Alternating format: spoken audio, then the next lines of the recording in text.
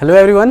तो आज हम शुरू कर रहे हैं एक्सरसाइज 3.4 का क्वेश्चन नंबर 2 का थर्ड पार्ट तक पहले हो चुका था, फोर्थ पार्ट हम आज शुरू करेंगे। ठीक है, तो देखो क्वेश्चन नंबर 2 का फोर्थ पार्ट हमसे कह रहा है कि Meena went to a bank and withdrawal 2000 rupees. अब कह रहा है कि कोई लड़की है जो कि गई है कहाँ पे, बैंक में, किस लिए, पैसा निकालने। ठीक है, अब पैसा निकाली भी कितना, बैंक में जाके 2000 रुपये। ठीक है, एटीएम से निकाल लेती। चलो अब 2000 रुपये निकाली है क्वेश्चन में।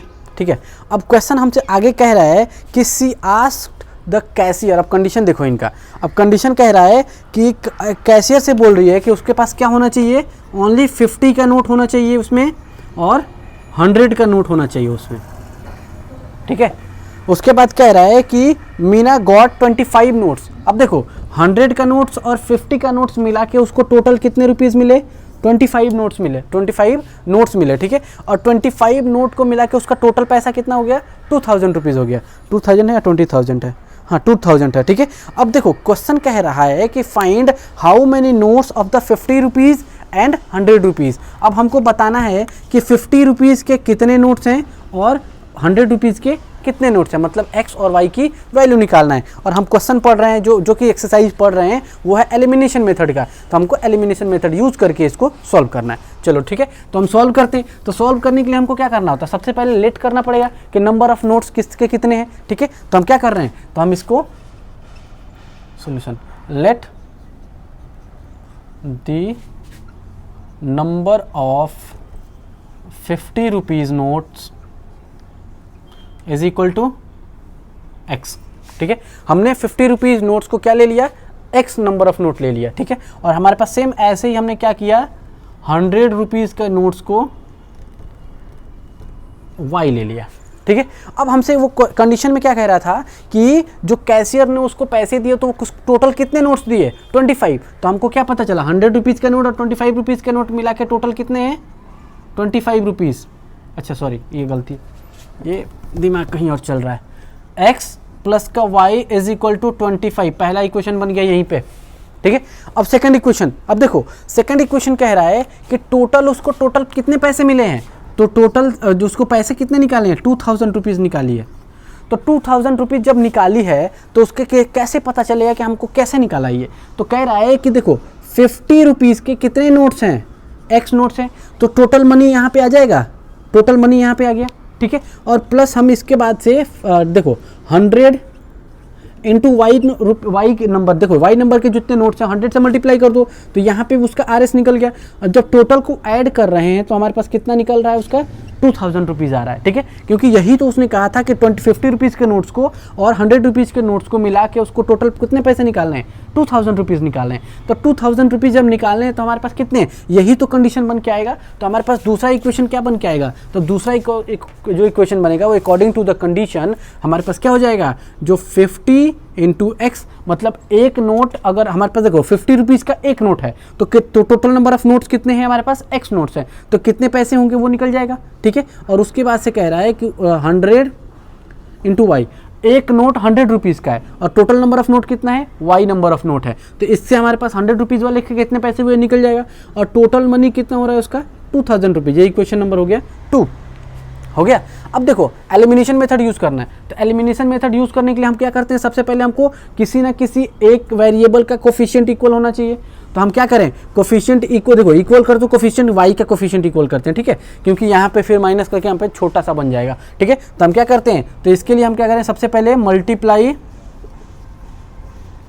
By 100 in equation number 1 and by 1 in equation number 2। देखो इक्वेशन 2 को 1 से मल्टीप्लाई कर दिया और इक्वेशन 1 को 100 से मल्टीप्लाई कर दिया, तो हमारे पास बन के कितना आ गया इक्वेशन, जरा देखो। तो पहला 100x प्लस का 100y is equal to 2500, equation number 3। ठीक है, अब देखो हमारे पास ये वाला 1 से मल्टीप्लाई किया तो ये ऐसे ही रह जाएगा, 50x प्लस का 100y इज इक्वल टू कितना हो जाएगा हमारे पास, 2000, क्योंकि हमने क्या किया 1 से मल्टीप्लाई किया तो इक्वेशन 2 को ही हमने क्या कर दिया, रीराइट कर दिया। तो हमने क्या कर दिया, इसी को रीराइट कर दिया, रीराइट कर दिया, ठीक है। अब देखो, अब हमको करना क्या है, हमने क्या बताया था कि सबसे पहला स्टेप क्या होता है कि कोफिशिएंट को इक्वल करना। तो जैसे कोफिशिएंट इक्वल हुआ तब उसके बाद हम क्या करते हैं, देखते हैं कि कोफिशिएंट का जो क्या है साइन है वो प्लस है या माइनस है, मतलब दोनों अलग है या फिर दोनों एक जैसा है। तो दोनों एक जैसा है तो हम क्या करते हैं, जब दोनों कोफिशिएंट का साइन एक जैसा होता है तो हम क्या करते हैं, सब्ट्रैक्ट करते हैं। तब हम क्या करेंगे, subtract equation 4 from equation number कितना 3। इक्वेशन 4 को इक्वेशन 3 में से माइनस करना है। तो जरा देखो हमारे पास कितना है, 100x प्लस का 100y is equal to 2500 equation 3, और इसमें से हमको इक्वेशन 4 माइनस करना है। तो यानी कि कितना हो जाएगा,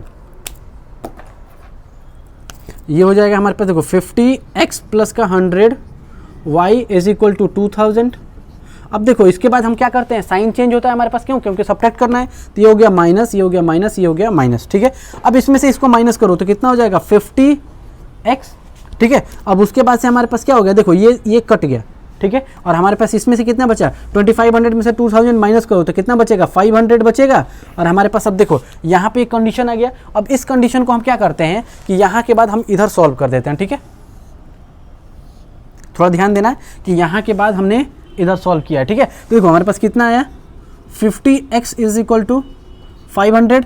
तो x इज इक्वल टू हमारे पास कितना आ जाएगा, देखो इसको इधर कर दो तो मतलब हमारे पास कहाँ गया 500 और मल्टीप्लाई है डिवाइड में आ जाएगा। तो यहाँ पे 50, 10 से 10, 5 1 जा 5, तो ये हो जाएगा 10। तो मतलब x इज इक्वल टू 10, मतलब नंबर 50 रुपीज़ का नोट्स जो है वो कितना है, 10 नोट्स है, मतलब 50 रुपीज़ की 10 नोट्स है। और ये हो गया, ठीक है। अब हमको क्या निकालना है, y की वैल्यू निकालना है। तो हम क्या करेंगे, put the value of x in equation number 1। अब इक्वेशन 1 में इसकी वैल्यू पुट कर दो तो x plus Y is equal to 25। तो हमारे पास क्या हो जाएगा, x की वैल्यू कितना है 10 प्लस का y इज इक्वल टू 25। तो y इज इक्वल टू कितना निकल गया, 25 माइनस का 10, y इज इक्वल टू 15।